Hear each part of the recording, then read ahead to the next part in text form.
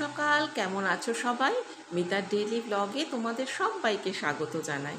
আজকে হচ্ছে মঙ্গলবার, এখন বেজে গেছে 5:15। এখন থেকে তোমাদের সঙ্গে করে নিয়ে আজকের ব্লগটা শুরু করলাম। আশা করি আজকের ব্লগটা তোমাদের খুব ভালো লাগবে। আজকে তোমাদের সাথে শেয়ার করব চিংড়ি মাছের একটা রেসিপি। ভীষণ সিম্পল, ভীষণ কম উপকরণে করেছি, কিন্তু খেতে ভীষণ ভালো হয়েছিল। তোমরা একবার এভাবে করে দেখো, দেখবে এক থালা ভাত ওইটুকানি জিনিস দিয়ে কিন্তু খাওয়া হয়ে যাচ্ছে। চলো এখন গিয়ে ভাতটা বসিয়ে দিই। চালটা মেপে নিলাম, আর আমার শাশুড়ি মাকে দেখেছি চাল মাপার পর অল্প একটু চাল নিয়ে আবার যেখানে চাল রাখা হয় সেখানে রেখে দেয়। আমিও তাই করলাম। আর এই চাল ধোয়া জলটা তোমরা তো এখন সবাই জেনে গেছো যে ভীষণ উপকার। তবে আজকে আর আমার রাখা হয়নি, কোনো কোনো দিন রাখি, আবার কোনো কোনো দিন ভুলে ফেলেও দিই। এই তো চাল ভাত বসিয়ে দিলাম। এবার আজকে করব হচ্ছে মিক্সড সবজি। এটা নীলাদ্রির জন্যই শুধু করব। আর বলো না, এই মিক্সড সবজিতে ভাবছিলাম যে পুঁই শাকের ডাঁটাগুলো দেবো। আগের সপ্তাহে এনেছে, যেহেতু পুঁই শাক আমাদের বাড়িতে কেউই খায় না, মানে শুধু পুঁই পাতার বড়া করলে আমার মেয়ে খায়, আর নইলে তো ডাঁটা খাবেই না। নীলাদ্রি তো খেতেই পারে না। তবুও আমি আজকে বলেছিলাম যে এই পাঁচমিশালির মধ্যে পুঁই শাকের ডাঁটা দেবো কিনা, তো ও না করলো। এই করে করে না আমার পুঁই শাকটা খাওয়াই হচ্ছে না। আমি তো ভীষণ ভালো খাই, জানো তো। কি আর করা, আজকেও ভেবেছিলাম করব, সেটাও হলো না। দেখা যাক কবে হয়। তো এই তো দেখো আমার পাঁচমিশালি তরকারি হয়ে গেছে। আর লাস্টে না একটু আদা ঘষে দিয়েছিলাম, দারুণ হয়েছিল খেতে। একটু টেস্ট করেছিলাম কেমন, মানে ওকে দেওয়ার আগে আমি একটুখানি দেখে নিই যে ঠিকঠাক সব আছে কিনা। আর আজকে করব কাতলা মাছ। কালকে রাত্রিবেলা নীলাদ্রি বলছে এখন মাছে তুমি একেবারেই আলু দেওয়া বন্ধই করে দিয়েছো। তো সত্যি আগে আমাদের মাছের ঝোল মানে শুধু আলু দিয়েই হতো ম্যাক্সিমামই, কিন্তু এখন ওর সুগার হওয়ার পর থেকে আলুটা খুব কম দিই। তো আজকে সেই জন্য আলু দিয়েই করলাম। এই যেরকমভাবে সিম্পলভাবে করি, টমেটো জিরে কাঁচা লঙ্কা দিয়ে সেইভাবেই করলাম।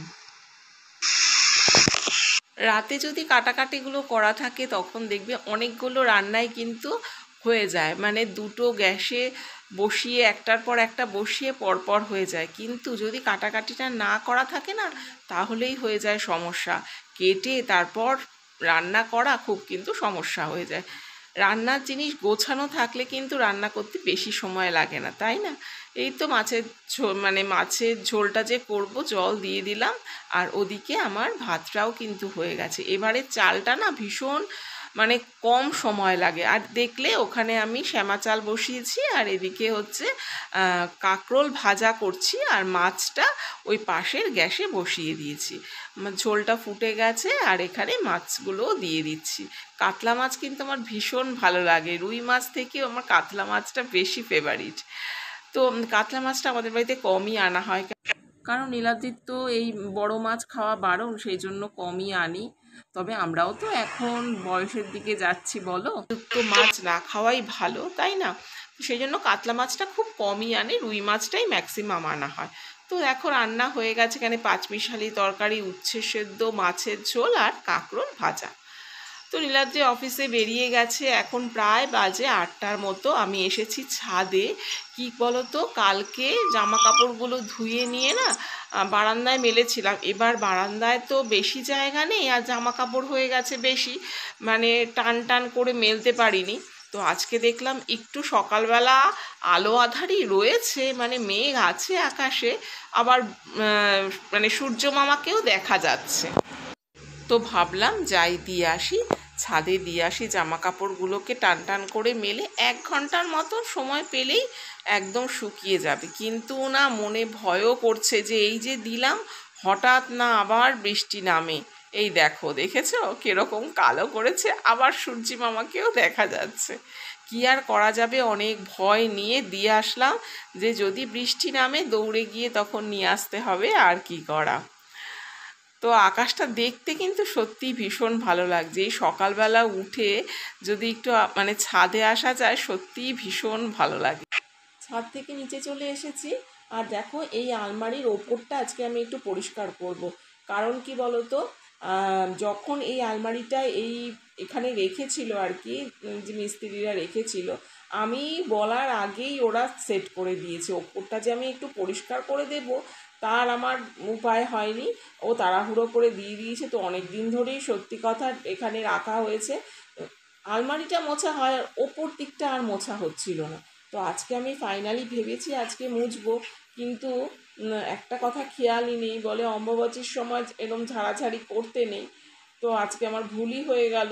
কি আর করব, পরে মনে পড়লো যে এ মা, ঝাড়তে তো নেই, আমি না ভুল করে ঝেড়েই ফেললাম, কি আর করব, কিছু করার নেই। যাই হোক, যা হয়ে গেছে তো হয়ে গেছে। প্রথমে মানে ওই ফুল ঝাড়ুটা দিয়ে ঝেড়ে, ফুল ঝাড়ু না ঝুল ঝাড়ু হবে বলো, যাই হোক ঝুল ঝাড়ু দিয়ে ঝেড়ে আবার ভালো করে একটা কাপড় দিয়ে, সুতির কাপড় দিয়ে বেশ ভালো করে মুছে দিলাম। ভিডিওটি দেখতে দেখতে যারা এতদূর পর্যন্ত এসে গেছো, আশা করব আমার কাজকর্ম তোমাদের কিছুটা হলেও ভালো লেগেছে। আজকের ভিডিওটা যদি তোমাদের ভালো লাগে প্লিজ একটা লাইক করে দিও, আর আমার এরকম ডেইলি লাইফস্টাইল যদি তোমরা দেখতে চাও তাহলে আমার চ্যানেলটিকে সাবস্ক্রাইবও করে রাখতে পারো। আর যারা এই কাজটি করেছো তাদের অসংখ্য ধন্যবাদ। এই যে কম্পিউটারটাকে আবার মুছে নিচ্ছি। একটা সময় এমন ছিল যে আমি কম্পিউটারে দিনে বসবো না, এরকম দিনই যায়নি জানো, মানে মানে অস্থির লাগতো যে কম্পিউটারে আমি বসে কিছু কাজ করব না, সেরকম দিন মানে সত্যিই যায়নি। এখন মেয়ে হয়েছে, মেয়েকে কোলে করে নিয়েও আমি কম্পিউটারে বসেছি। তো এখন না আর বসতে পারি না, মানে 1-2 ঘন্টাই যদি বসি তাহলে এই ঘাড়টারগুলো একদম স্পন্ডিলাইটিস আছে তো আমার, তো সেই ধরে যায়, মানে তখন মাথা ফাতা আরও ধরে যায়।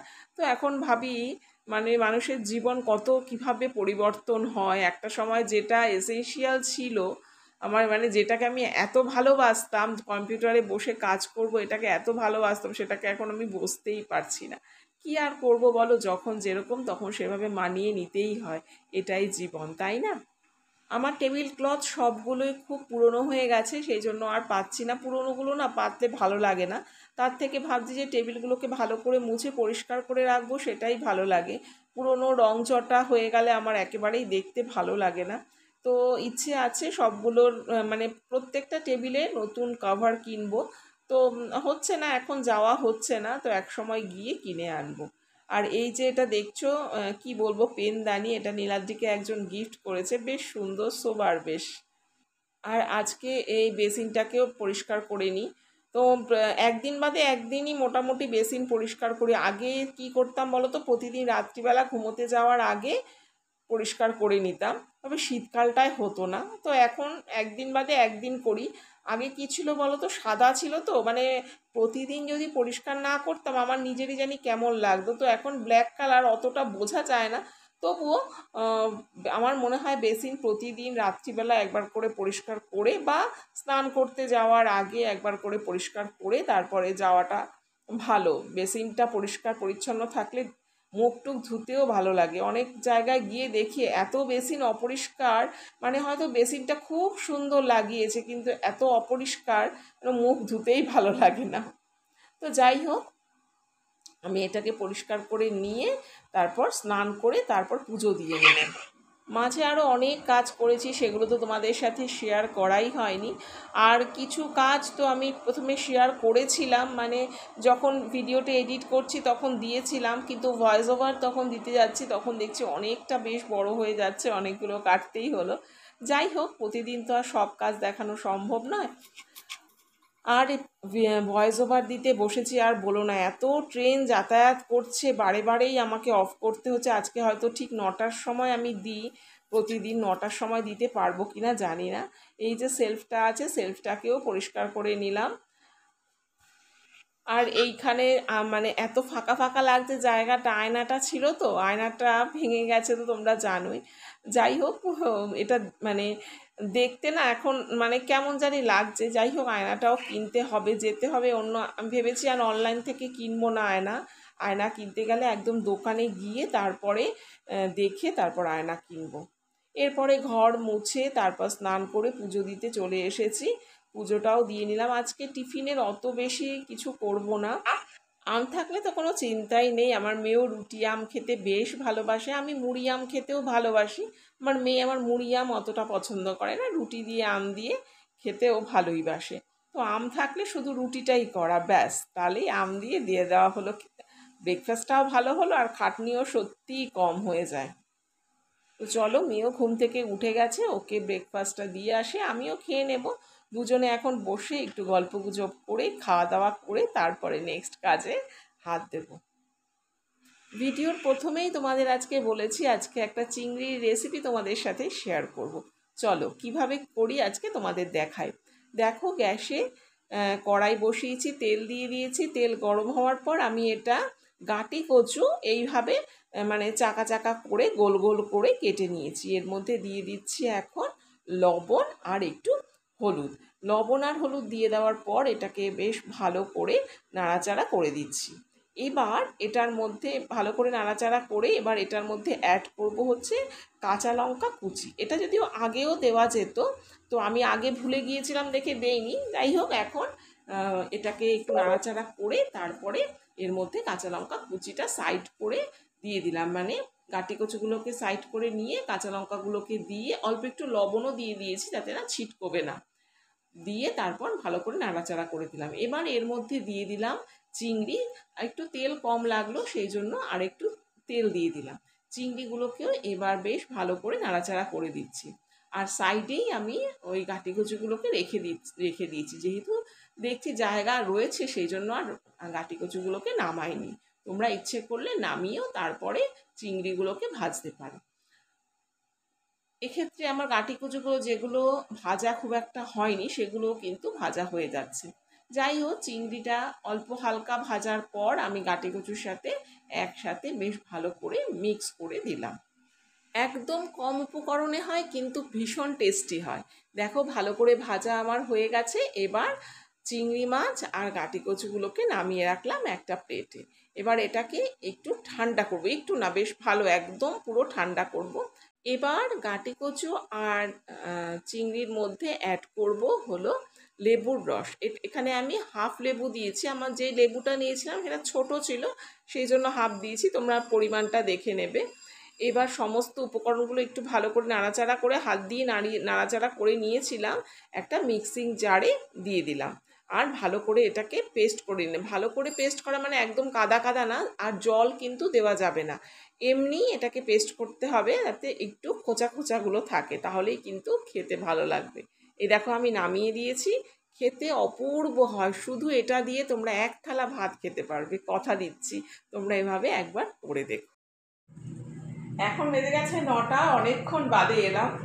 গিয়েছিলাম একটু দোকানে, ছোটোখাটো কিছু কেনাকাটি ছিল, সেগুলো করে তারপর ঘরে আলু ছিল না, সে আলু আনলাম। তারপরে হচ্ছে একটু মটর, সবুজ মুগ এগুলো শেষ হয়ে গিয়েছিল, এগুলো নিয়ে আসলাম।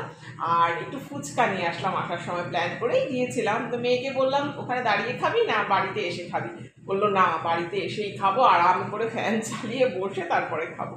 তো ফুচকা নিয়ে এলাম, এখন ফুচকা খাবো, তারপরে ভাত বসাবো। ভাত এখনো বসানো হয়নি, 9টা বেজে গেছে। আর এই তো, এই দেখো ফুচকা নিয়ে এসেছি। ফুচকা এখানে হচ্ছে আলু মাখা, এখানে টক জল। আমি যার কাছ থেকে ফুচকাটা নিই এত ভালো মাখে, খুব ভালো মাখে। তবে আমার মেয়ের আজকে ইচ্ছে ছিল দই ফুচকা খাওয়ার, কিন্তু দই ফুচকাটা আজকে পেলাম না। আসলে ওর কাছে দই ফুচকা পাওয়া যায়, কিন্তু আজকে এত ভিড় ও আর সামলাতে পারছে না। বললো আজকে আর দই ফুচকা হবে না, আজকে এমনি ফুচকাই নিয়ে যাও। মেয়েকে বললাম, তো এমনি ফুচকাই নিয়ে এলাম। আর ওখানে দাঁড়িয়ে খেতেই পারতাম না, এত গরম, প্রচণ্ড গরম, বাইরে আজকে আর দাঁড়াতে পারছিলাম না। তো ফাইনালি আমি আর মেয়ে এখন এখানে ফুচকাটা খেয়ে নিচ্ছি। করেছে তো অসাধারণ, মাখাটা এত ভালো হয় যে তোমাদের বলে বোঝাতে পারবো না, এত এত এত ভালো হয়।